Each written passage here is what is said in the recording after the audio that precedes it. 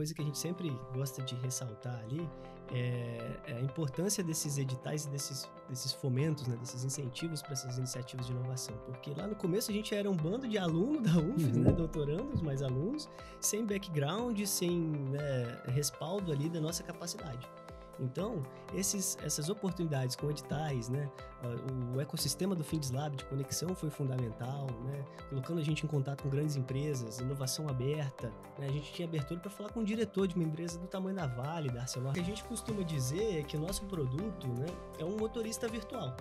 Tá. Então, o nosso principal foco é no desenvolvimento do software, o sistema que, baseado nos dados dos sensores, interpreta esses dados e controla os atuadores que estão instalados no veículo, né, para controlar o volante, o acelerador, o freio, o câmbio, seta, farol, todos os mecanismos, né, dá dirigir. Até seta? Seta, rapaz, buzina. Isso aqui resolveu um problemaço aqui no Espírito Santo. Acho que esse é um ponto também importante da jornada de vocês, né? Vocês falaram, já pegaram o FINEP algumas vezes, né? Ali também tem o recurso do Banco do Nordeste.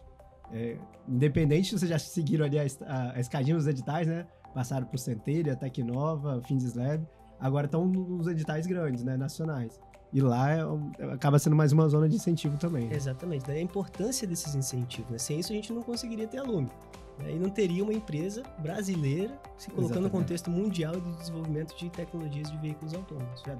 Já destinado à nova economia capixaba, o último edital da PAC. Ah, boa. Se tiver uma empresa capixaba aí parceira, querendo fazer em conjunto, já tem algo que vocês estão desenhando? A gente está bolando uma coisa, deve ser alguma coisa mais nova, diferente ali dessa parte de veículos autônomos, mas vinculada à robótica. É mesmo?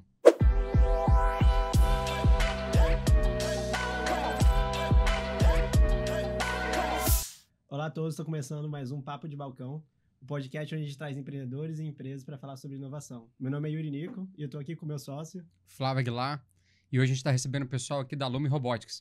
Hannick e Rafael vão contar um pouco aqui para a gente a trajetória de uma empresa que nasce dentro de uma academia, dentro da UFES, spin-offa e consegue acessar mercados hoje de alcance mundial. Vou pedir para que vocês se representem, pessoal, para que a gente possa puxar o nosso papo a partir daí. Fica à vontade, quem quiser começar. Então, meu nome é Hannick Guidolini, sou sócio e fundador da Lume Robotics, né, e diretor executivo da Lume.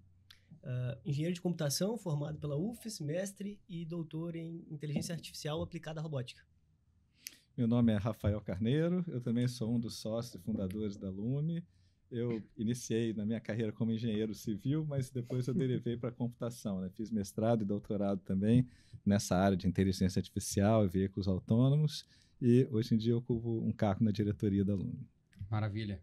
Eles estavam falando aqui antes como é que eles se conheceram, né? O Flávio até brincou, não foi na faculdade, né? Aí ele falou, claro que foi. Como é que foi essa primeira conexão que vocês tiveram, que depois virou sociedade?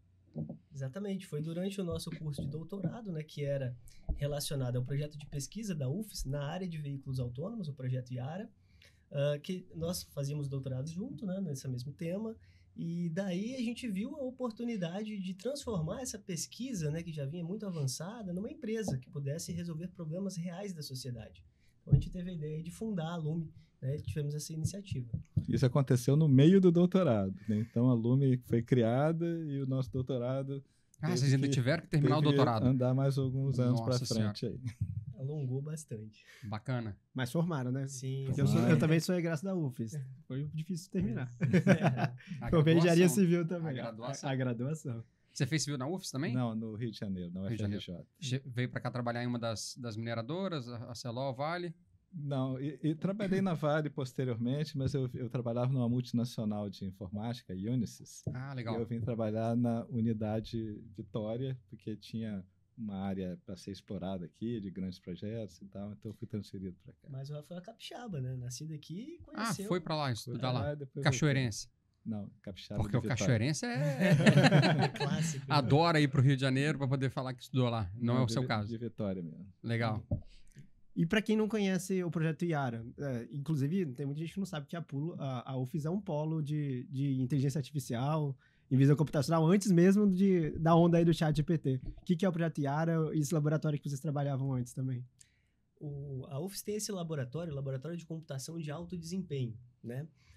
Que deu origem ao projeto Yara dentro de um contexto maior, né? Que era o contexto de entender o cérebro humano. Uhum. Né? E daí, então, teve essa iniciativa de entender o cérebro começando pela visão. Uhum. E como o sistema visual humano, né, funciona e é aplicado a atividades. Evoluindo, então, para uma das principais aplicações da visão que a gente tem, que é dirigir um veículo. Né? A gente depende principalmente do nosso sentido de visão para dirigir. Né? Então, disso derivou o projeto Yara, que era um projeto de desenvolvimento de um veículo autônomo, para esse estudo, né, da visão e de como o nosso cérebro processa os dados para gerar, né, as interpretações de percepção do mundo ao redor do veículo. Entendi. E, nesse contexto, a UF se destacou em nível mundial com esse projeto de pesquisa, né? Tanto da aplicação da inteligência artificial para esses algoritmos de visão computacional e interpretação do mundo ao redor do veículo, né? Até o marco que foi atingido em 2017, em que a Yara foi o primeiro veículo do Hemisfério Sul a realizar uma viagem de longo alcance, em modo totalmente autônomo. Então, ela saiu viagem para Guarapari? Exatamente. Saiu do campus da UFES, né, indo até Guarapari. Então, foram 3 cidades, 74 quilômetros em meio ao trânsito normal, passando por praça de pedágio, né? E isso foi um marco na história dos veículos autônomos. E parou em frente ao Curuca. Nada planejado. Planejado, mas assim, passou em estrada de terra, né? Sem marcação nenhuma, né? A intenção era ir lá comer uma moqueca sem se preocupar com a blitz na volta. Né? Que legal. Que ano que foi isso? 2017. O pessoal só esqueceu que 1h da manhã não tinha o Curuca aberto. Né? Exatamente, teve esse problema. Ah, vocês foram de madrugada para poder ter uma diminuição de trânsito. Entre meia-noite, 1h. Assim. Pô, legal. E como é que... Beleza, essa participação do laboratório que vocês tiveram originou a Lume. Por que vocês começaram uma empresa ao invés de seguir lá com um projeto de pesquisa? Como é que... queria ganhar dinheiro, pô. Não sei, tem pesquisador que ficaria muito tempo na pesquisa e não cria uma empresa. Por que vocês foram diferentes? Tinha essa ânsia, né, de transformar aquilo ali no dar um próximo passo, né? No contexto do nível levar mundial, mercado, né? Exatamente. O projeto da UFES, ele estava entre os mais top do mundo. Né? E daí a gente via surgindo empresas lá fora fazendo carros autônomos, começando do zero, né? E a gente, a gente tem um negócio aqui bem avançado, a gente tem que transformar isso num produto, né? Devolver para a sociedade, né, o investimento que foi feito nessa pesquisa. Anos de pesquisa, né? Então, a gente teve essa iniciativa de fundar a Lume, né, para transformar aquela pesquisa num produto viável para atender demandas reais da sociedade. Mantendo o Brasil aí nesse nível mundial, né, agora no contexto de uma empresa com um produto. Eu confesso que quando eu entrei no doutorado, eu não tinha intenção de empreender. Né? Eu falei, não, eu quero me formar, de repente virar um pesquisador, um professor, algo assim. Mas no meio do doutorado, depois dessa experiência de Guarapari autônomo, né? Você se convenceu. Programa saiu na Globo News e fantástico. Televisões fantásticas. Aí as empresas começaram a entrar em contato com o laboratório e nós queremos que você faça um projeto de pesquisa aqui específico para nós. Sensacional. Aí a gente falou, já tem espaço aí para empreender nessa área. Vocês trabalhavam nessa época? Eu estava dedicado ao doutorado. Dedicado. Você também dedicado? Sim, inclusive eu não tinha intenção nenhuma de atuar nessa área de empreendedorismo. Meu plano era professor, né? Carreira acadêmica. E aí, nesse contexto ali de ver a oportunidade, né, a gente abraçou a ideia ali e migrou totalmente os planos. Que loucura. Foram vocês mais quantos? Que tem mais sócios, né? Foram 5 fundadores do laboratório. Todos do laboratório. Todos portanto, doutores? Todos formaram? 4 doutorandos e 1 já professor. Já era professor. Quem é o professor? O professor Alberto. O Alberto, né? Ele também está em outros projetos, não tá? Sim, ele tem participação na Motora, né? Outras startups. Legal, bacana. Eu fico muito curioso, eu acho que a gente até trocou essa ideia um pouquinho antes. Como é que é essa jornada de estar dentro da academia, porque isso talvez possa ser alguma coisa que o nosso público aqui também tenha de curiosidade, que para mim era algo muito latente. Para mim é muito difícil transacionar a cabeça de quem está lá na academia, pesquisando, que tem lá os seus ritos, tem seu timing, tem o seu tipo de dinheiro para ajudar para isso. E aí você está lá dentro e tem que empreender. Como é que fica a relação, primeiro, da instituição nova com a universidade que estava apoiando aquele projeto? E também, qual foi a chavinha que vocês tiveram a virar na cabeça? Porque a gente tem contato com muito pesquisador hoje. E quase nenhum tem esse... Não tem outro termo para explicar, pessoal, mas não tem esse tesão, sabe? Porque a gente também falou um pouquinho mais cedo, empreender não é tão legal, né? Não são só flores. Como diria o Tom Jobim, né? Então, não estou dizendo que não é para qualquer um, mas não é algo que putz, é gostoso, sabe?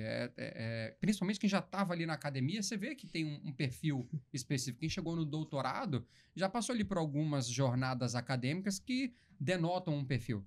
Mas vocês transacionaram. Então eu queria entender na cabecinha de vocês como é que foi virar essa chave e depois como é que foi essa relação com a instituição. Porque eu acho que, primeiro, um ponto curioso, entender, é sócia, não é? A UFES tá dentro do negócio de vocês, não tá? Enfim, vocês usam os equipamentos da UFES para poder continuar evoluindo. Conta como é que é um pouquinho dessa virada de chave e a relação com a universidade. Bom, vou falar um pouquinho assim, essa virada de chave não é do dia para a tão noite. rápida, tá bom. Durante um bom tempo, a gente trabalhou dividido, sei lá, 50% focado no doutorado, 50% focado na empresa, né? Não dá para ser totalmente concentrado numa área. A empresa né? também não devia estar faturando ainda. Exatamente. Né? Então, aí, quando vira a chave, tem que haver uma transição também de competências, né? Porque quem está num doutorado, principalmente numa área de ciência da computação, o sonho é trabalhar com tecnologia, com desenvolvimento, programação e circuitos eletrônicos, aquela coisa bem técnica ali, né? Os 5, né?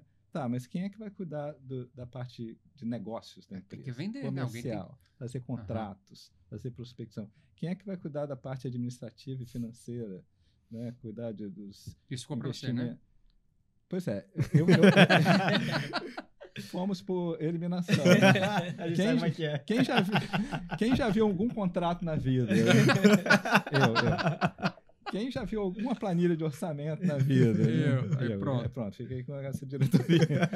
Né? E o Hanek ficou com a parte de negócios. Né? Hoje em dia a gente acaba trocando muitas ideias sobre os negócios sobre os dois, e sobre as finanças, né? Em conjunto. Né?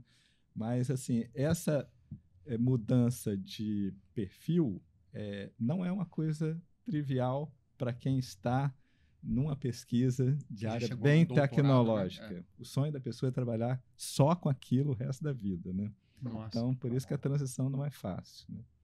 E até nesse contexto, né, de quem vai fazer o quê, startup no começo, todo mundo tem que fazer tudo. Né? Eu brinco que eu sou CEO, faxineiro, né, faço cafezinho, piloto carro autônomo, tudo mais, né? Troco o pneu com o carro andando e tudo mais. Então, além disso, né, nesse contexto acadêmico, existe ainda até essa questão do empreendedorismo é mal visto por algus. Né? A gente já escutou isso também. Exatamente. Tem demonizado linhas de pensamento, exatamente. Tem linhas de pensamento que condenam essa postura, né?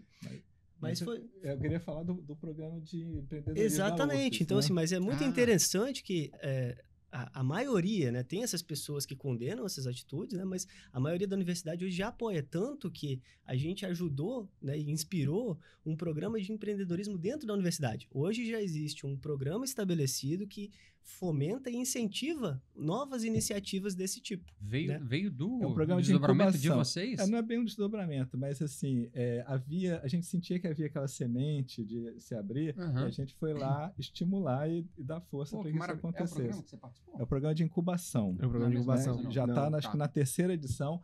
A Lume acabou, depois de já ter sido criada, ela acabou virando uma incubada. Tá bom. Por isso que a gente tem convênio para utilizar laboratórios, aí que se dá a relação. Nós temos um convênio formal com a UFES. E essa formalização ela é fundamental, né, para que as pessoas possam, quem tem interesse, né, quem tem a veia empreendedora ali, ou a veia da maluquice na cabeça, né, possa entender assim, não, realmente a gente pode fazer. E uma coisa muito bacana que eu acho é a gente poder estimular isso e inspirar, né? A Lume fez isso e funcionou, né? Poxa, então talvez dê também, porque a gente passou um pouco com isso de outras empresas e outros exemplos que a gente buscar uma referência, viu. Né? Exatamente. Pô, os caras fizeram lá. Vocês tiveram alguma referência aqui do estado ou de fora? Sim, a Motora veio antes da Lume, né? Então a gente via eles lá sofrendo muito, mas também caminhando e avançando.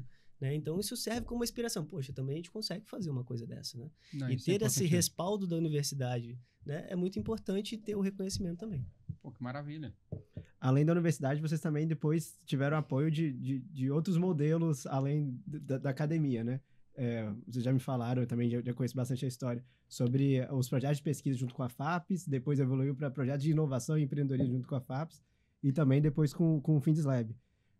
Como é que vocês posicionam aí dentro da jornada de vocês a importância de participação desse tipo de edital, esse tipo de parceria com outras instituições via editais de fomento?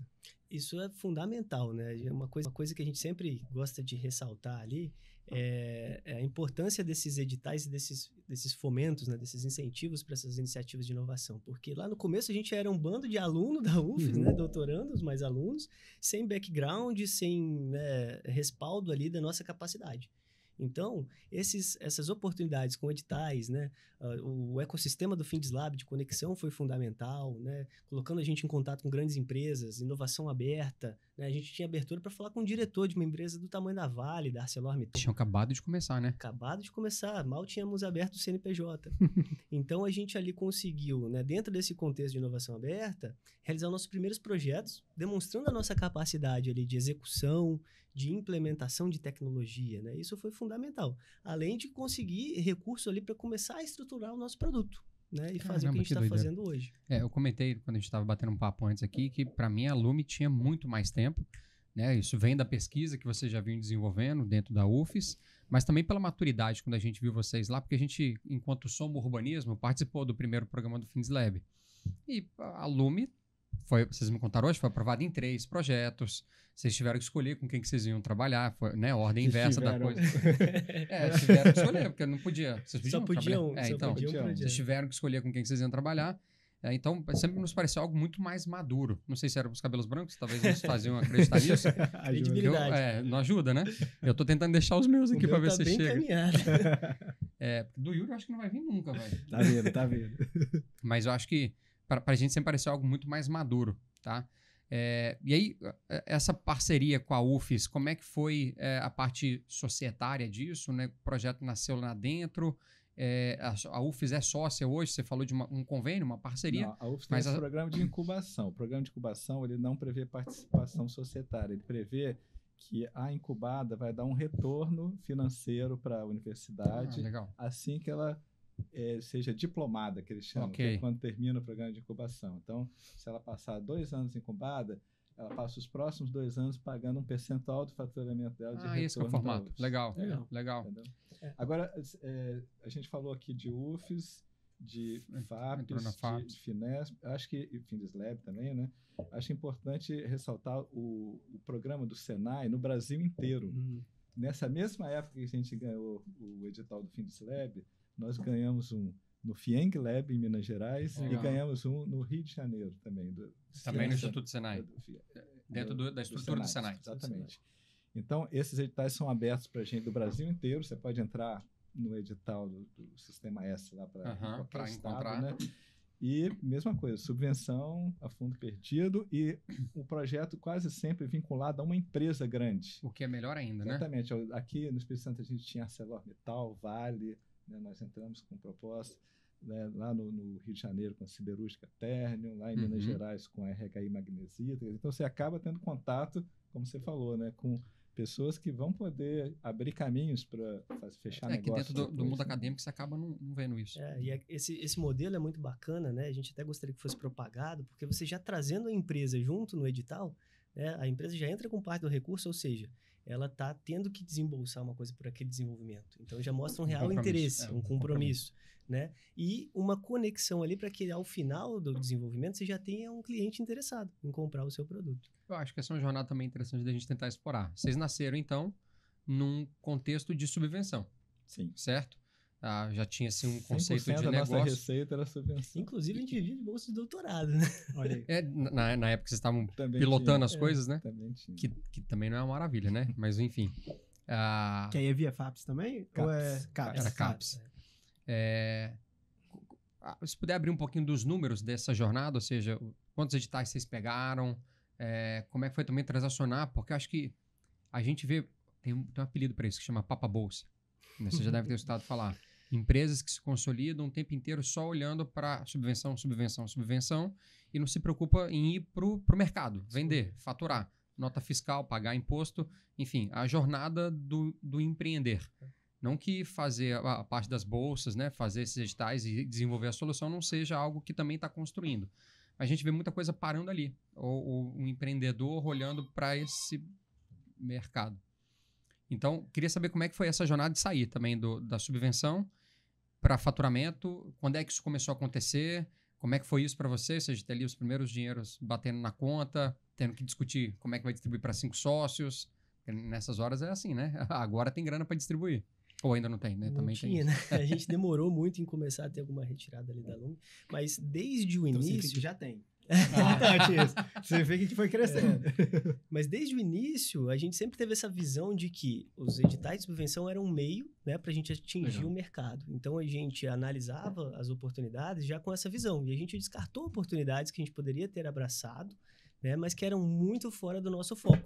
Ok, Né? que é o risco de Mirando- quem está mirando as subvenções, aí abraçando qualquer edital e deturpando o produto, deturpando o mercado, mas, pô, mais um edital, mais um. Exatamente. Legal, Então, a ótimo. gente tem essa preocupação, né, que tipo, o edital tinha que ser um meio para a gente atingir ali ou um novo desenvolvimento de um novo produto, né, ou atingir um novo mercado, ou com um contato com o cliente, estabelecer um contato com Ok, o cliente-chave. Que também é né? importante. Então, desde o início, a gente teve essa visão, né? E aí foi sendo gradual, né? A transição ela foi facilitada por um movimento que acho que aconteceu nas grandes empresas, né, de ter áreas dedicadas à inovação.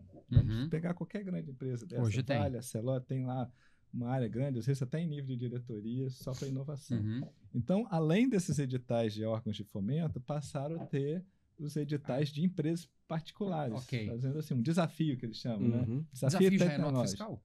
É, Desafio exatamente. já é contrato. Então, a Tá. gente passou a entrar nesses tipos de chamadas, de desafios, e aí já faturando. Faturando. Todas as empresas. E, obviamente, a empresa faz isso pensando em fechar uma implantação depois. Então, vários desses que a gente fechou inicialmente em nível de prova de conceito da área de inovação, depois Uhum. viraram contratos de implantação subsequentes, né? Que são os principais projetos. que a Vocês gente vão tem. lembrar quando é que foi o primeiro contrato, então?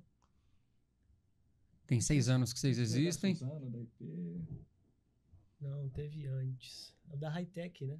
Não, eu digo assim, a Que virou migração essa- de uma prova de conceito faturada para uma Foi. implantação de verdade. Foi a Suzano. Suzano? A Suzano chegou nesse contexto que a gente fez uma prova de conceito, né? Eles gostaram do que viram e aí caminhou para um contrato de implantação efetiva da tecnologia numa Na verdade, operação deles. migrou, ali a gente deu sorte que migrou para 2 contratos de implantação, porque Ó, que a benção. Suzano, ela fez a prova de conceito dela na Portocel, que é uma Ah, empresa tá bom. que ela é Do sócia. grupo. Ok. Aí a prova de conceito foi boa, a Portocel. Eu quero, Também fazer, eu quis. quero fazer um contrato aqui. Aí a Suzano fez um contrato de implantação e a Portocel fez Números outro. abertos aqui que vocês possam compartilhar. Quantos clientes vocês têm hoje rodando projetos? E, enfim, eu acho que também vocês não pararam de pegar edital de subvenção. É uma É. receita que a gente hoje tem trabalhado para qualquer empresa. Receita não, né? É um tipo de recurso importante para qualquer empresa. Então, a gente vai sugerir nunca que pare de pegar esse recurso. Mas hoje, quantos clientes vocês têm e quantos editais desses vocês chegaram a conseguir participar? Cliente que tem contrato assim, zero de subvenção, né? Aham. São 6 grandes clientes. Nossa Senhora. Agora tem mais uns 3 aí que estão junto de projeto de subvenção. Tá bom. Que Entra daqui a assim. pouca a ideia é tombar também Ele e virar aproveita uma um verba de cliente. subvenção para bancar parte do desenvolvimento, mas ela já entra como uma empresa compromissada em testar o produto, Bancando parte do às desenvolvimento. vezes banca parte. Então nós temos mais umas 3 grandes aí que estão nesse esquema de subvenção. E aí, Muito com bom. atuação em 5 estados diferentes do Brasil, Não. né? E esse caminho da subvenção a gente enxerga assim, hoje o que a gente faz ainda é muito novo, tecnologia totalmente nova, né? Então se está muito enquadrado na subvenção, né? Quer fomentar esse tipo de tecnologia e é uma tecnologia muito cara que envolve hardware, né? Hardware caro, sensores, né? Importados caros. Então a gente também enxerga como um caminho gradual ali, né? A redução da parcela de subvenção que a gente tem em contato ali. Tá Aproveitando utilizando. que você falou isso, explica um pouquinho do produto da Lume hoje. Todo mundo fala carro autônomo, mas vocês tem uma fábrica de carro autônomo, vocês fazem o software, fazem o hardware. O que é que a Lume faz hoje? Ou então tem um monte de gente dirigindo esse carro. Lá na Índia, lá na Índia. O chinesinho Tá na de- moda, né? Teve um caso agora? O indiano Não lá citar que- nomes, sei. não. Nem países. Acho que é interessante a gente mostrar um videozinho da IP Da IP? que mostra bem como é que é a característica do caminhão autônomo, por exemplo, um caminhão sem ninguém na cabine dirigindo nada, Vamos- sem ninguém teleoperando também, né? O caminhão Não tem que ninguém de longe. ninguém de longe nem de perto. Nem escondido embaixo. Mas, bom, o que a gente costuma dizer é que o nosso produto, né, é um motorista virtual. Tá. Então, o nosso principal foco é no desenvolvimento do software, o sistema que, baseado nos dados dos sensores, interpreta esses dados e controla os atuadores que estão instalados no veículo, né, para controlar o volante, o acelerador, o freio, o câmbio, seta, farol, buzina, todos os mecanismos, né, para Dá dirigir. até seta? Seta, Rapaz, Buzina. Isso aqui resolveu um problemaço aqui no Espírito Santo. Se conseguir automatizar só isso, eu acho que já era um grande avanço aqui pra gente. E aí o sistema, então, ele consegue controlar todos esses mecanismos para dirigir efetivamente o veículo, né? Identificando semáforo, placa de trânsito, cancela, lombada, faixa de pedestres, falha na via, com buraco e até animais. Deixa eu fazer uma provocação aqui, porque talvez o nosso público e eu, pelo menos, tenha essa visão também. Quando a gente fala em carro autônomo, o que vem na minha cabeça é Elon Musk, é Tesla, tá? Que não é o mais avançado. Então, eu quero chegar exatamente aí, porque a gente tem aqui o complexo de vira-lata, o nosso tudo é sempre pior, a gente acaba mirando um cara igual a esse, mas um cara igual a esse também, quando a gente fala do Elon Musk, a gente está falando de um cara que tem a Tesla, que tem a Neuralink, SpaceX. que tem SpaceX. Então, ele parece ser um cara que, não, parece que carro autônomo é só quando o Elon Musk põe o dedo. É coisa de bilionário. E aí a gente tem dentro da UFES, que é a Universidade Federal do Espírito Santo, que dentro da nossa região, né, a região sudeste, já não é o estado mais proeminente, e a gente tem uma solução que você acabou de falar, talvez está em pé de igualdade com o que o Elon Musk tem, ou talvez melhor, ou a dele não é melhor pelo menos. Como é que a gente consegue tangibilizar isso para o público que fala, não, peraí, não tem um indiano lá atrás pilotando, sabe? Como é que vocês conseguem materializar de que, olha, tem algo tão bom quanto, para que o nosso público também entenda que não é só Elon Musk que consegue fazer isso, tem muita pesquisa por trás, tem muita gente envolvida. Como é que vocês conseguem falar, não eu tenho algo tão bom, ou o Brasil tem algo tão bom quanto o Elon Musk está desenvolvendo lá, ou outras grandes empresas? Eu usei o Elon Musk aqui porque é o cara mais famoso desse mercado. Ele se consolidou como referência na área, né? Mas sem desmerecer o Elon Musk ou a Tesla, né? Tudo que Pelo eles amor de fizeram, Deus também. exatamente, quem somos nós. Mas existe essa confusão ali com o produto da Tesla, né, e um carro autônomo. Boa. O produto da Tesla, na verdade, é um sistema de auxílio ao motorista. Então, ainda requer uma pessoa presente ali no banco do motorista para assumir o controle a qualquer momento. Por quê? Ele não trata todas as situações necessárias para uma condução 100% autônoma. Maravilha. As pessoas fazem isso, vão dormir no banco de trás, botam o são cachorro... loucas, Exato, mas o contrato Ok. né, que eles assinam, né, especifica que não pode fazer isso. Ok. Isso é até motivo de crítica e de processos nos Estados Unidos, porque eles teriam como identificar que não tem uma pessoa ali, né, mas eles não fazem. A Tesla não faz. Outras empresas que têm esse mesmo sistema, com as mesmas capacidades, Verificam o isso. carro para. Se você tirar a mão do volante, o carro para. Tá né? bom. Então... O meu carro hoje já faz isso. Meu carro tem algum sisteminha desse de que se eu sair da faixa... Auxílio motorista. E aí, se eu Exatamente. ficar algum tempo sem a mão no volante, ele A apita. sigla é ADAS, né? Sistema de Auxílio Motorista. E aí já a tá Tesla muito próximo, popularizou muito isso porque o deles é o mais avançado do mundo, né, de auxílio motorista. Mas até hoje eles não demonstraram a capacidade de um sistema que conduz sem o motorista, sem ninguém presente dentro do veículo. Uhum. Tem uma promessa do Elon Musk, né, lançou recente aí um táxi autônomo no modelo específico, né, mas não está operando. Existem outras empresas, como a Waymo, da Google, né, que surgiu lá mais ou menos junto do projeto Yara, em 2009. Na mesma época? Na mesma época, só que com infinitamente É mais Google, recursos. né? É da Google. Exatamente. Então isso que é loucura, né? Exatamente. E aí, os caras estão rodando hoje com mais de 1.000 táxis autônomos na Califórnia. Tá. Por isso que eu falo que, por exemplo, a Google está bem mais à frente do que a Tesla, nesse assunto de carro Beleza. autônomo. Mas, Flávio, eu vou falar uma frase de efeito olhando para a câmera. Não, agora, hein, ao corte. Marca a minutagem aí. Uma imagem vale mais do que 1000 palavras. Info. Vamos botar a imagem aqui da nossa solução da IP, Melhor. do projeto IP, que aí vai dar uma noção do que a gente é capaz de fazer atualmente aqui em Vitória, Espírito Santo, Brasil, Que maravilha. em termos de tecnologia de O que é veículo. IP? Só pra gente entrar, uma mineradora? É uma fábrica, acho que talvez a segunda maior do Brasil, de produtos de limpeza e Ah, higiene. detergente. Ah, IP, ok. Essa fábrica, só para vocês terem uma ideia, ela tem mais de 15 prédios com ruas, cruzamentos, Nossa. quase um bairro. Ok. É um mini bairro. Ó, Bom. esse é um caminhão sem ninguém dentro, um caminhão articulado, uma carreta, e ele tem que fazer manobras de ré, parando o baú, colado numa doca, que vai Nossa aparecer agora senhora, aí, minúsculo. colado nessa doca aí, com uma folga descarregar. máxima de 3 centímetros. Pô, mas isso nem E o aí motorista tem- conseguiria. Faixa de pedestre que ele tem que respeitar, esperar o pedestre passar. Eu acho muito legal isso do volante, fazendo um movimento muito mais rápido que um humano faria, assim, de Aí as buscando a ruas precisão. com cruzamentos, né, trânsito completo. Isso aí é tudo que um motorista precisa fazer, a nossa tecnologia embarcada faz. E aí, eu não vi equipamento nenhum. Eu que não conseguia... Ah, ali em cima. Ah, em ok. cima tem um, tem Aqui não na tá outra mostrando, lateral mas são 3 lidares, e né? tem um computador embarcado. E aí né? você pode ver que ele está interagindo com pessoas, veículos não autônomos, né? Elementos de todo tipo, que são comuns aí no nosso dia a dia, nas ruas normais, né? Uma pessoa com carrinho de mão lá passando lá atrás, empilhadeira, veículo na contramão, né? A gente já topou aí de todas as situações que vocês possam O imaginar. tempo de reação dele é muito mais rápido que um ser humano, né? O ser humano se estima que leva um tempo de reação de meio segundo entre você ver alguma coisa e Alguns entender humanos, né? e apertar. Se você tomar uma caipirinha, esse Já vai tempo aumentar. sobe também, né? Agora, um sistema desse, um tempo de reação em torno de 1/10 de segundo. Nossa. Então, ele reage muito mais rápido que um ser humano. Curiosidade também. Esse equipamento, ele tá na internet? Ele tá conversando com algum outro equipamento para funcionar? Ou tá tudo ali dentro daquele caminhão e ele, de forma não só autônoma, mas de forma individual, consegue se localizar?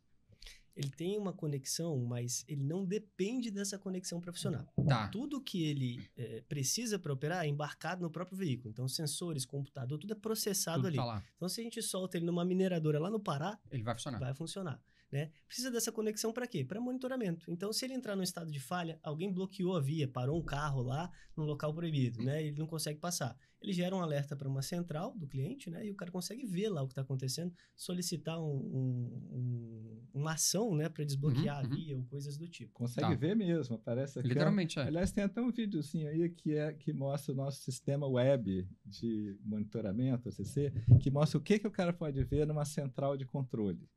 Ele vai estar lá, pode estar a quilômetros de distância, com um telão. O terceiro aqui, a interface web. Isso, interface web. Ele pode estar a quilômetros de distância numa central com um telão na frente dele, ele pode ver o que está na câmera do caminhão, ok. o que E a aí câmera ele está vendo Pode lá. agir de alguma forma. Então aqui ele vê o mapa da região dele, ele vê onde que está posicionado cada veículo no mapa, ele estabelece missões para esses veículos percorrer, onde está cada veículo, A missão é o qual é trajeto. o que o sensor está monitorando instantaneamente no veículo, Eu conheço esse campus aí, hein? quais são os alertas, Esse é novo. Ah, é? quais são os alertas que o veículo está mandando, o que a câmera do veículo está vendo.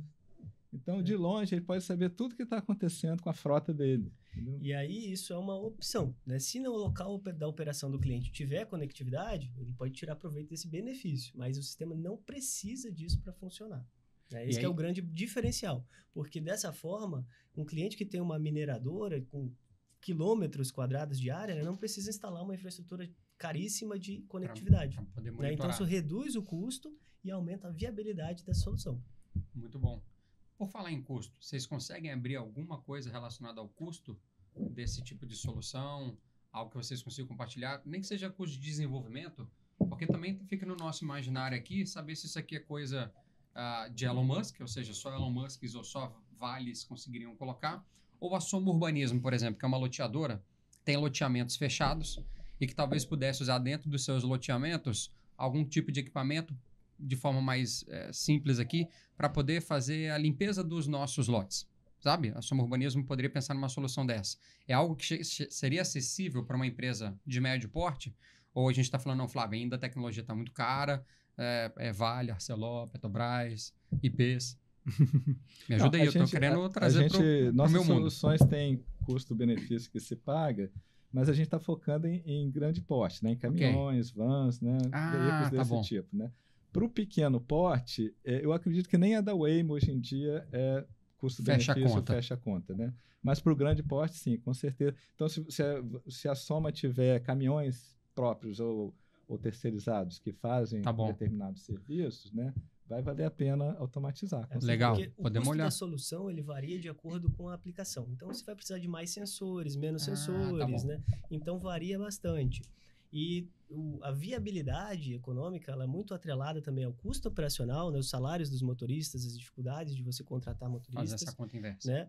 E às vezes tira de uma situação de risco também. Situação de risco e o tempo de operação, né? Se é uma operação 24 horas, você vai tirar mais proveito daquele hardware embarcado ali, da tecnologia, né? Agora, se é uma operação muito de pontual baixa de escala, cortar uma grama. exatamente, né? Aí é menor a viabilidade. Não é que é inviável, mas vai demorar muito mais tempo para se pagar. Por exemplo, Perfeito. nesse caso da IP, a conta que a gente fez lá é menos de 3 anos para ter o payback. Né?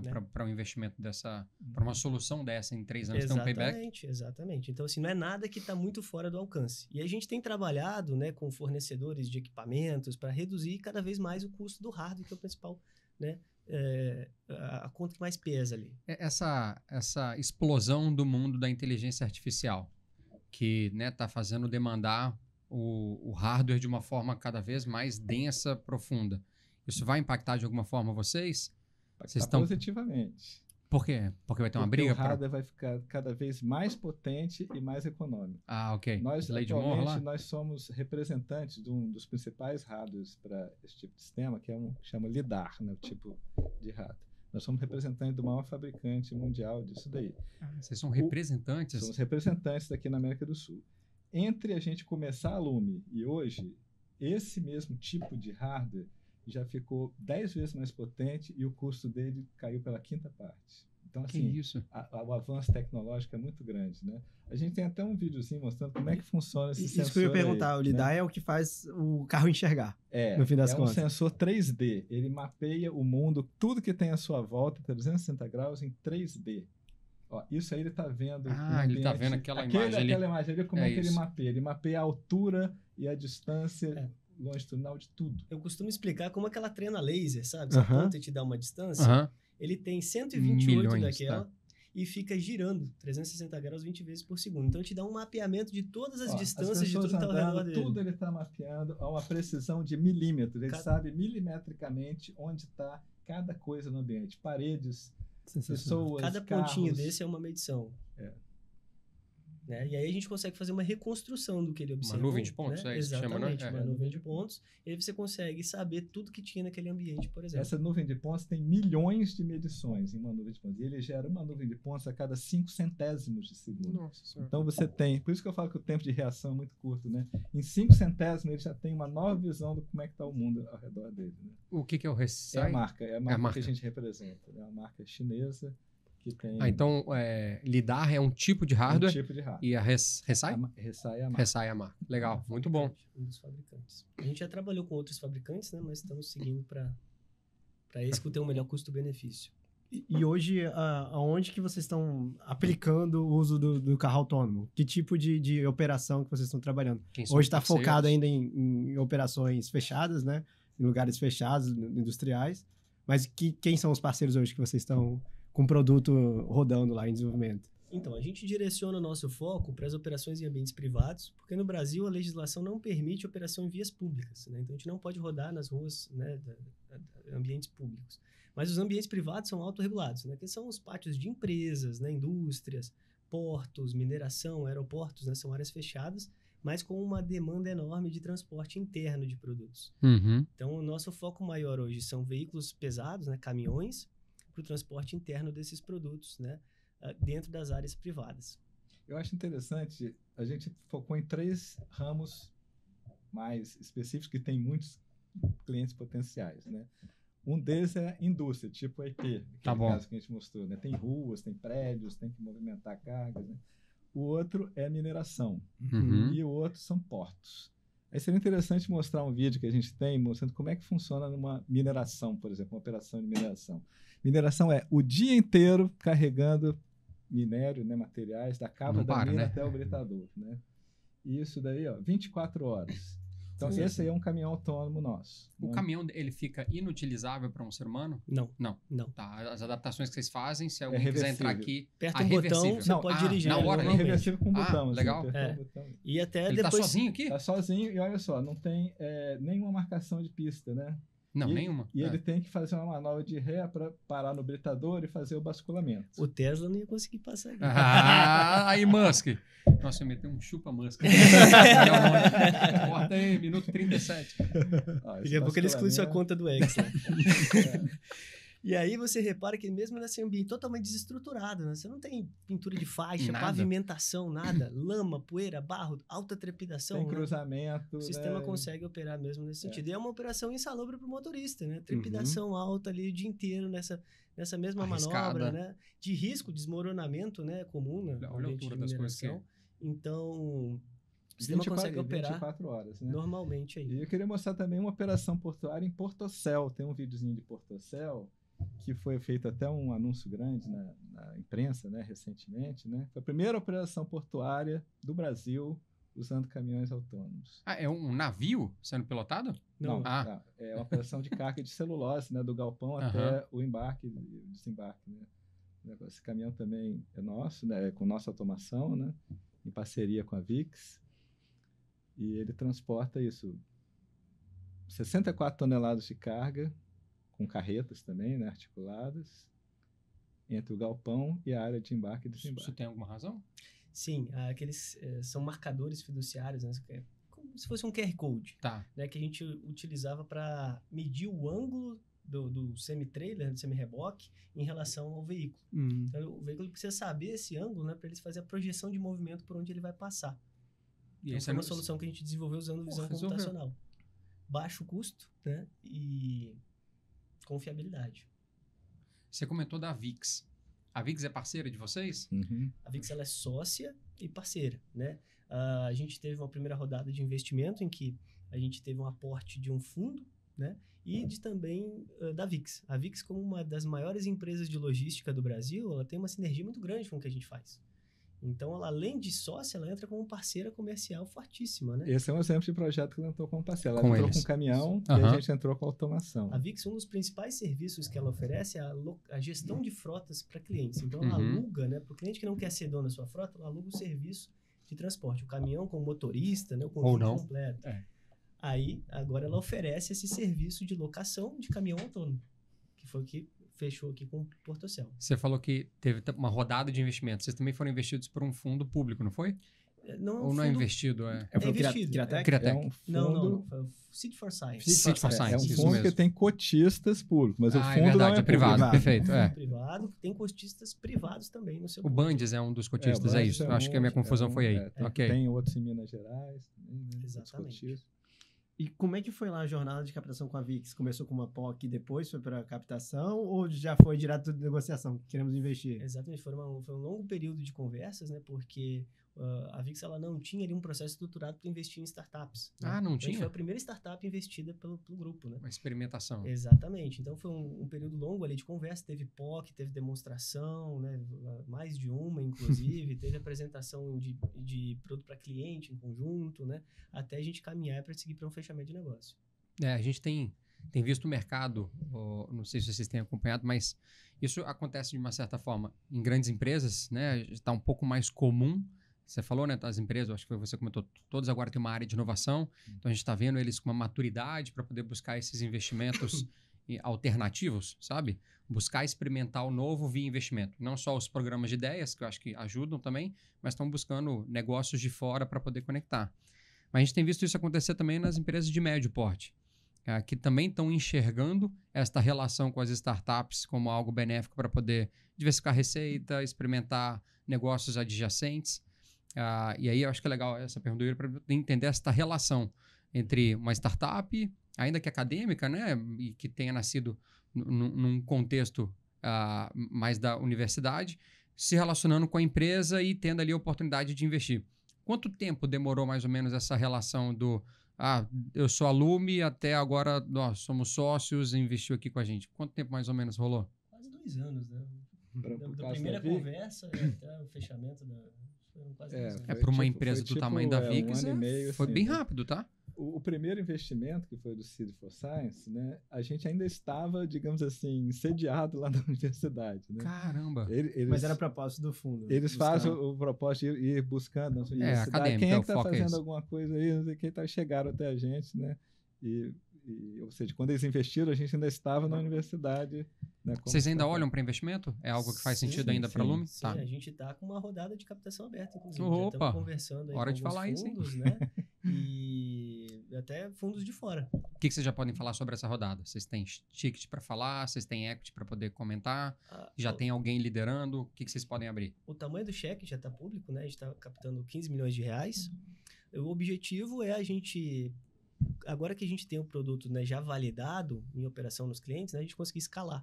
Tá. E consolidar a Lume aqui nesse contexto, né, de fornecedora de tecnologia de veículos autônomos. Ótimo. Não é para fazer uma montadora. Não. Ainda não. Ainda é para produzir o hardware que adapta. O hardware e o software, principalmente. É, O software software E bancar essa escala ali, né? Porque é uma tecnologia cara, então, assim, talvez a gente tenha que financiar alguma coisa para um primeiro cliente, né? Então, essa parte comercial ali de estruturação e escalada da solução. Essa escalada tem a ver com internacionalizar ou ainda tem mercado pra caramba aqui no Brasil? E América do Sul? Os dois, né? Tá. Só aqui no Brasil existem 4 mil grandes empresas, tipo essas 6 que já têm Vocês contrato. conseguiriam... Gente, Caramba, 4 tem mil. 4 mil que tem potencial. Cada uma tem potencial para ter 10, 20 veículos. Ok, desse então tipo, tem assim. muita Então, coisa tem para muita remar aqui coisa ainda. né? A nossa estimativa de tamanho de mercado para operações privadas no Brasil é de mais de 3 bilhões de reais por ano. Se a gente for considerar mundo, 360 bilhões de reais por ano, né, de tamanho de mercado. Só para operações privadas. Né? E o quão do share de mercado vocês acham que vocês já têm ou que vocês podem ter? Ou tem concorrentes no mercado de vocês aqui no Brasil? Aqui no Brasil, não. Não existe concorrente no hemisfério sul inteiro.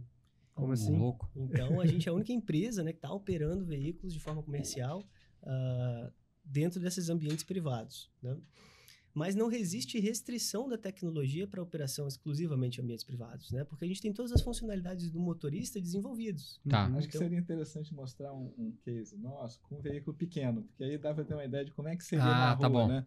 Tem um veículo aí um case da Petrobras, que mostra que eles pediram que fosse um veículo pequeno. Ainda é um veículo de carga, mas é para carga pequena. Sim, que permite 300 quilos de carga, mas ele anda nas ruas estreitinhas lá do centro de pesquisa da Petrobras, que né, cheio de pedestres, cheio de carro entrando e saindo. Ou seja, é como seria andar em ruas estreitas de uma cidade. Inclusive com a capacidade de execução de manobra de ré muito superior ao humano, né? Como ele está observando o ambiente 360 graus, para ele, se ele vai andar para frente ou para trás, é independente. Ele andar 500 metros de ré para ele. A gente que convencionou que onde está o volante é para frente. Mas... Exatamente. Então, isso que é bacana. E esse veículo foi desenvolvido para o transporte de amostras dentro do CEMPES, né, lá na Petrobras. As amostras de rocha que vêm dos possíveis campos de exploração, né, para fazer análise de viabilidade, né, são peças pesadas de rocha, então isso precisa circular entre os laboratórios no centro de pesquisa. E aí esse veículo pode fazer transporte autônomo dessas amostras. Pô, isso traz, ao meu ver, uma aplicabilidade mais pulverizada. Sem né? dúvida. Não sei se vocês olham para isso, mas aquelas soluções de empilhadeira, né? Que também é um local fechado. Isso vocês conseguem adaptar para esse mercado? Seria adaptável, né? Um mercado que a gente ainda não está olhando, estamos focados nos veículos, né? Que não tem concorrência, mas o sistema, a ideia é que é um sistema com as capacidades do ser humano. De direção. Aonde couber, então, vocês conseguem levar lá. Que veículo você quiser implantar, não importa. A gente, para você ter ideia, já embarcou esse mesmo sistema num avião da Embraer. A gente tá aqui tava anotado para falar da Embraer também. Tem vídeo? Tem um videozinho desse. Rapaz, aí mas também. Tem vídeo de tudo também. Mostrando a prova de conceito que participou até o vice-presidente da Embraer nesse dia da prova de conceito. Ele estava no avião? Estava dentro do avião. Então ele confia. Ótimo. Isso é para taxiamento em solo. Por quê? Para voo já existe piloto automático. Não, mas é fácil também, tá lá em cima. Para o solo não existe. Né, olha o sensor aqui. Isso foi um projeto quando a gente ainda estava dentro da UFS. Né? Olha só.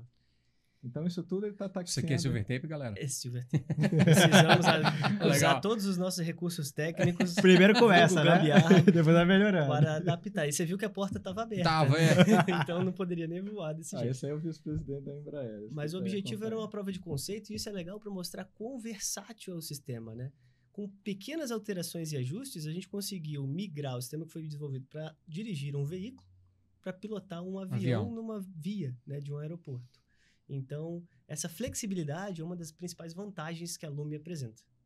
Que sensacional. Esse vídeo foi até produzido pela própria Embraer, né? Sem interferência humana e tal, né? Eles ficaram bem impressionados, né? Essa é uma reportagem no Fantástico na época.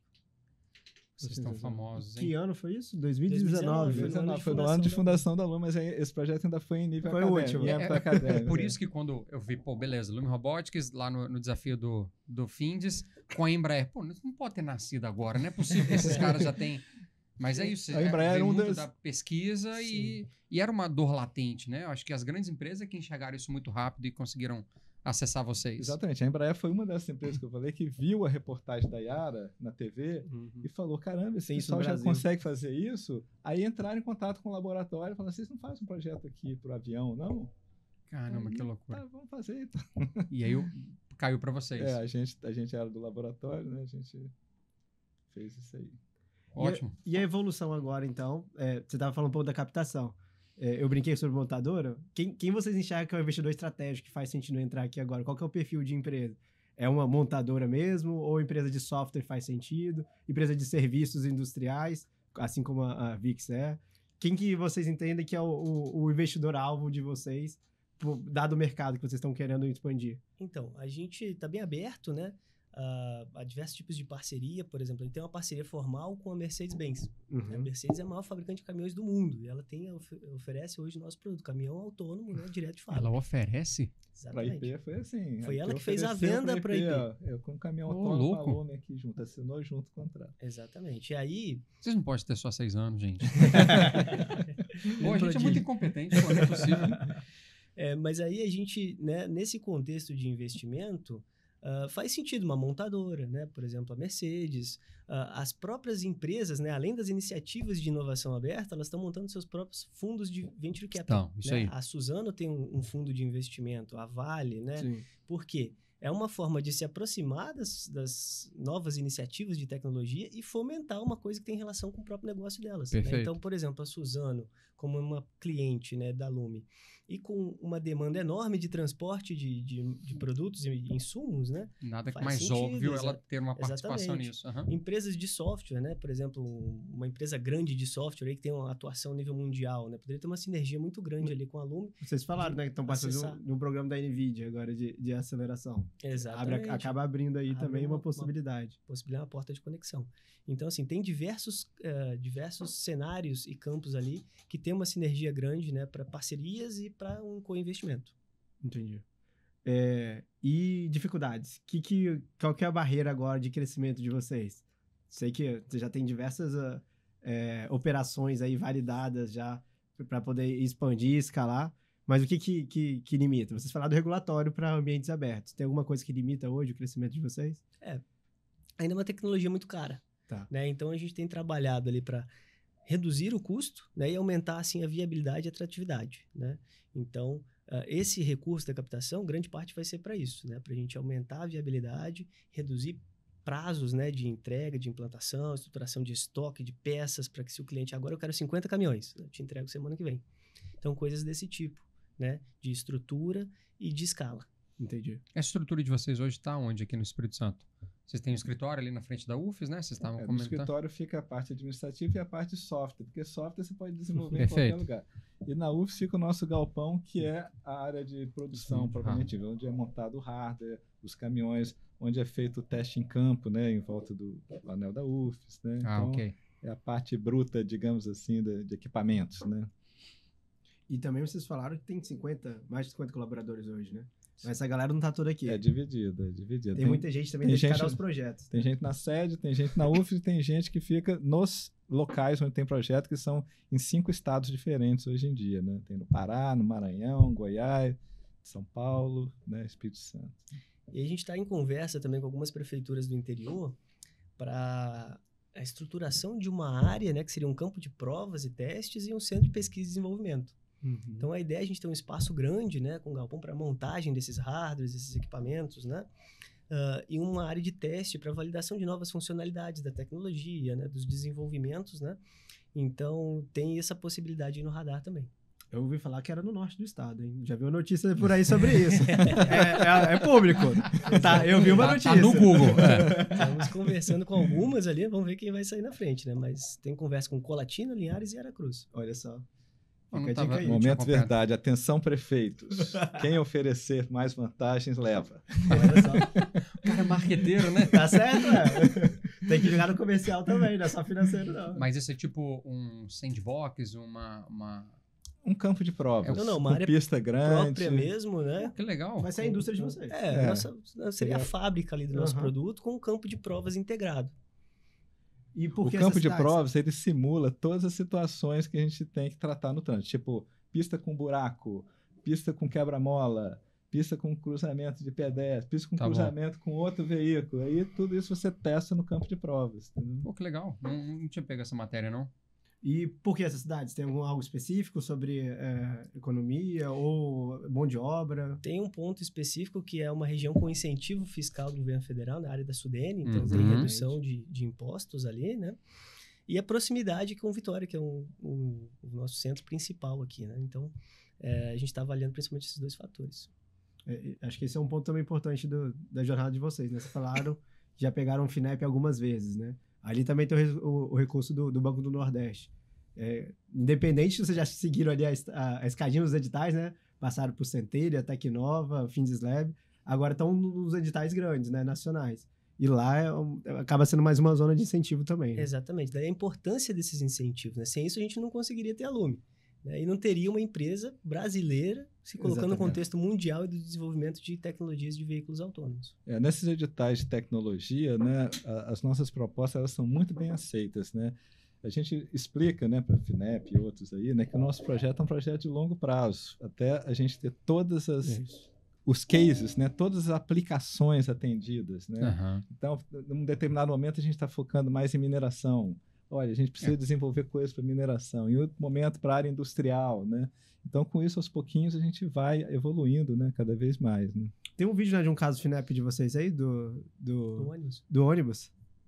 O ônibus foi um caso FAPS. Foi FAPS? Foi FAPS. Melhor né? ainda. É um Aham. micro-ônibus Tá dentro de aí. casa. O último Depois, episódio foi com o pessoal da FAPS. depois eu vou falar um FINEP que é bacana também. A Marco Marco Polo Polo. entrou Ah, como é. parceira também nesse projeto, fornecendo o ônibus, né, em si. Né? Esse projeto rodou em São Mateus ou foi lá em... Ele rodou- Caxias. Em Caxias. Ele rodou em Caxias e rodou na Celor também. Tem né? uma questão bacana aqui que dá para ver que, na hora que mostrar aqui, ó, a parte da cabine do piloto, né? Uhum. Você vê que é um carro normal. Olhando assim, você É. nem percebe que é um veículo autônomo. Então, tudo que a gente embarca no veículo fica bem embutido ali, né? No painel, por baixo, escondido. Os atuadores, os controladores eletrônicos, né? Então, é pouca diferença para um veículo normal. Então, esse é um projeto que teve, né, recurso financeiro FAPS e recurso técnico, né, da Marco Polo, junto, né? O Entendi. caminhão, o ônibus, né, e tudo mais. Agora tem outro projeto bem inovador aí, FINEP, Esse foi que é FINEP. o do caminhão Sem elétrico cabine. sem cabine. Sensacional Tem uma esse foto aí, projeto. que é uma foto assim do que a gente pretende fazer, né? Esse é um projeto desse ano, né? Começou esse ano, né? Esse é um protótipo, né? Uma imagem apenas para mostrar. A Suzana já correu ali e pediu para botar a logomarca dela. Tá ali. certo. E assinou um Errado. contrato como sendo a primeira empresa a testar. Então, assim, ela já está testando os veículos autônomos e vai ser a primeira empresa a testar na operação dela o nosso caminhão elétrico sem cabine. Ele vai ter um apelo de SG. energia limpa, Aham. né, elétrico, e vai ter um apelo de inovação, né, pelo fato de ser autônomo e sem cabine. Né? Loucura. A expectativa é que o veículo seja mais leve, então com isso você aumenta a autonomia, capacidade de carga, né? E reduz o custo também de aquisição, né? Porque tem menos estruturas ali, mecanismos, né? Aí toda Manutenção também. vez alguém pergunta, por que sem cabine? Eu falo, não tem Por que motorista, cabine? né? Pra que cabine, né? A gente que convencionou que tem que ter. E cabe mais umas logos aí, né?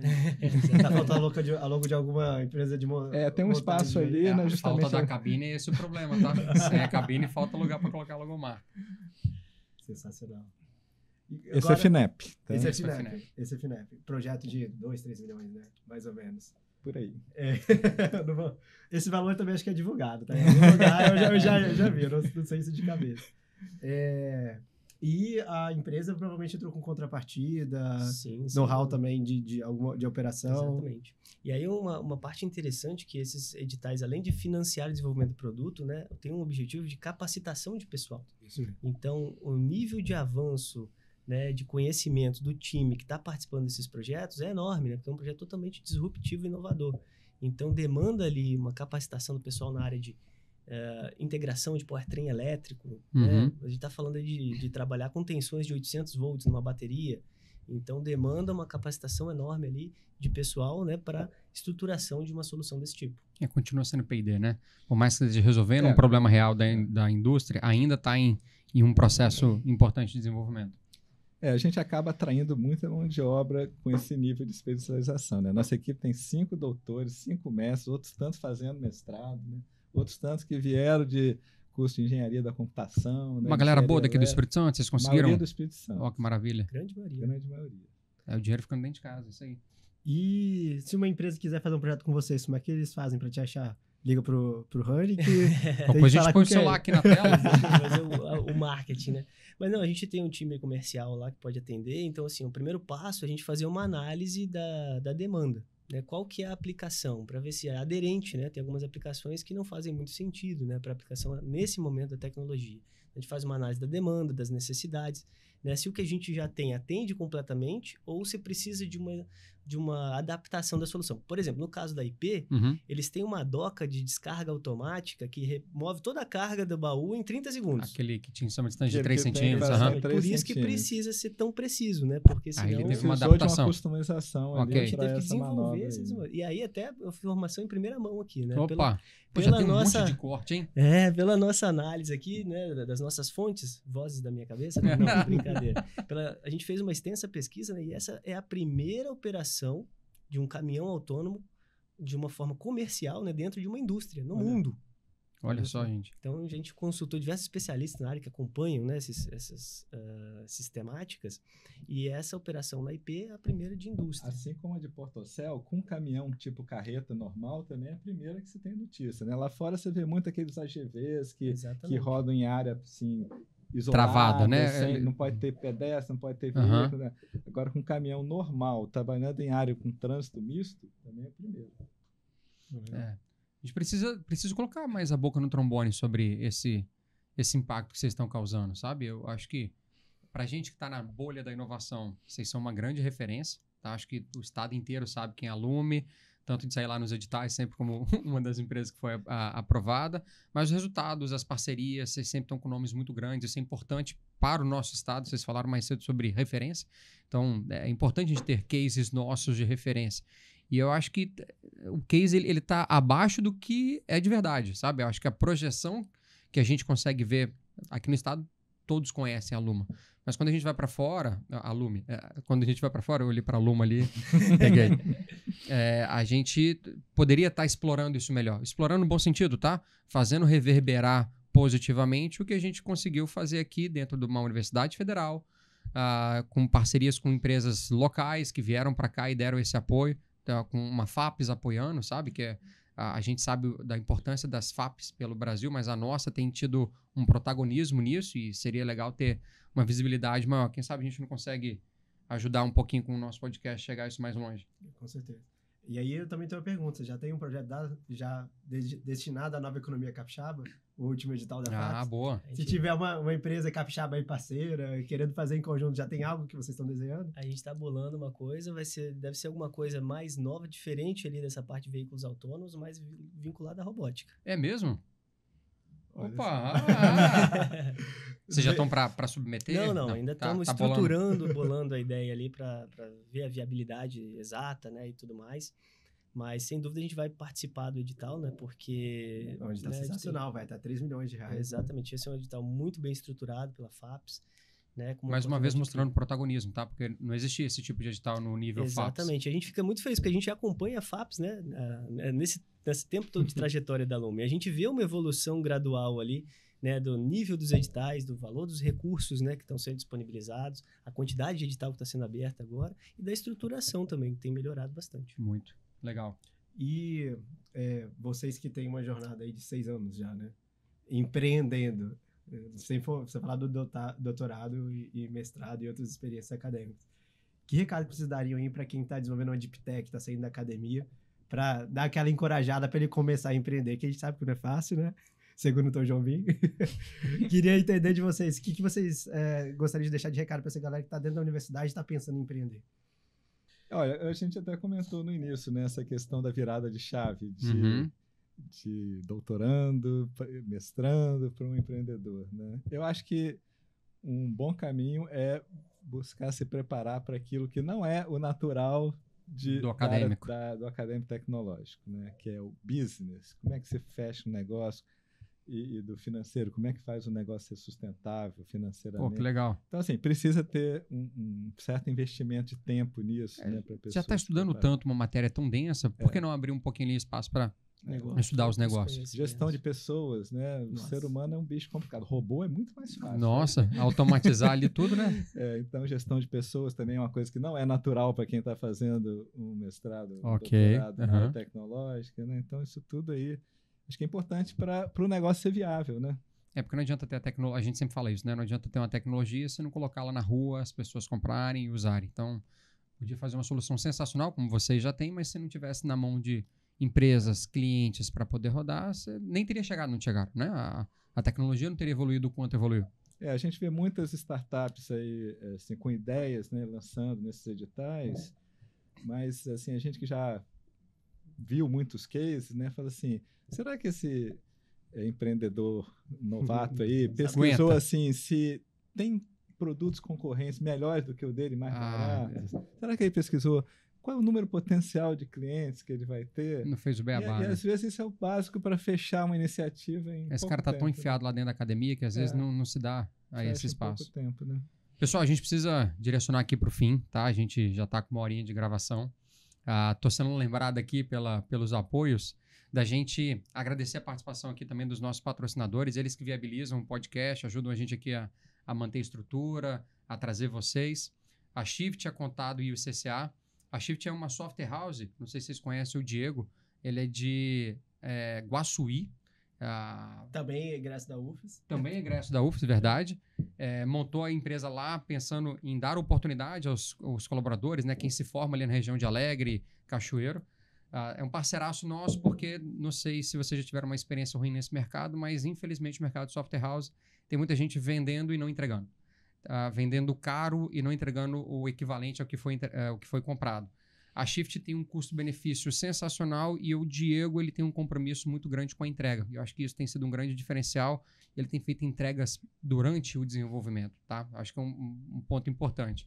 A Contado, acho que a gente tem uma relação aqui. O Wagner, que é nosso sócio lá na Contado, escreveu aquele livro que está ali atrás do Haneke, sobre contabilidade digital. A Contado é uma contabilidade que nasceu para atender esse nosso mercado, trabalhar com inovação. Parece trivial, uma empresa como qualquer de vocês emite nota, cobra nota, mas a de vocês recebe subvenção e a gente que já cansou de pegar caso de empresa que recebeu subvenção e tributou subvenção. Cansou de pegar caso de empresa que recebeu subvenção, achou que aquilo era receita, o contador está muito distante do dia a dia e fez uma apuração equivocada daquele recurso. Então, a Contado, esse é um exemplo raso aqui do que a gente pode trabalhar, mas a Contado nasceu para esse foco. E o CCA, eu não sei se vocês conhecem o professor Alessandro Ramos, da UVV. O Alessandro é um dos fundadores do ICCA, hoje ele está lá no conselho. O CCA é um instituto, uma ICT, a única ICT privada do Estado sem fins lucrativos. Então, para esse edital do Nova Economia Capixaba, que tem ali a obrigatoriedade de ter um parceiro ou uma ICT ou uma instituição de ensino superior, a gente tem feito uma parceria bem legal com o ICCA, indicando para alguns dos nossos clientes, aqueles que encaixam na tese do ICCA, para poder ser essa ICT parceira, dando uma dinamicidade ali, que muitas das vezes uma ICT pública poderia, para alguns projetos, ser algo um pouco mais moroso. O ICCA, pela flexibilidade e dinamicidade que ele tem, é um parceiraço, tá? Agradecer aí o pessoal das 3 empresas que hoje viabilizam o nosso podcast, são praticamente sócios nossos aí nessas empreitadas em tentar inovar e apoiar a inovação aqui no Espírito Santo. E antes de encerrar, queria lembrar também do pessoal seguir a gente no YouTube e no Spotify. Falei do episódio da FAPES, que a gente falou de todas as linhas de fomento disponíveis e as que vão abrir nos próximos 2 anos. O Vitor falou bastante coisa. Então segue a gente lá para vocês poderem ter acesso a essas oportunidades e outros episódios também. Pessoal, agradecer imensamente a participação de vocês. Eu sei o quanto é difícil, a gente está tentando marcar essa agenda, Rani, que sei lá, eu acho que foi um dos primeiros que a gente convidou e foi difícil travar a agenda. Então, para a gente realmente é um prazer, não só por ser uma empresa que está sendo referência no Estado pela visibilidade, pelos resultados que tem alcançado, mas também de ser algo que a gente sabe que nasceu da academia. A gente tem um carinho muito grande pelos projetos de maior densidade. A tal uberização do mercado tem se tornado algo que a gente se preocupa no médio e longo prazo. Então, projetos igual o de vocês, negócio igual o de vocês, que nasce com uma densidade, nasce com uma profundidade em tecnologia, é o que a gente tem buscado se aproximar cada vez mais e também tentar dar a visibilidade adequada a esse tipo de projeto, que também roda muito ali no mundo das grandes empresas e eventualmente não tão nos palcos, como os grandes empreendedores aqui do estado estão fazendo. Então, para a gente é realmente um prazerzaço tê-los aqui. Ajuda a gente a mostrar um pouco do estado e é o propósito do nosso Papo de Balcão. É o que a gente quer mostrar aqui, como as iniciativas iguais de vocês têm causado resultado positivo. Então, acho que também queria deixar aqui um espaço para um próximo papo que a gente tiver depois da captação de vocês.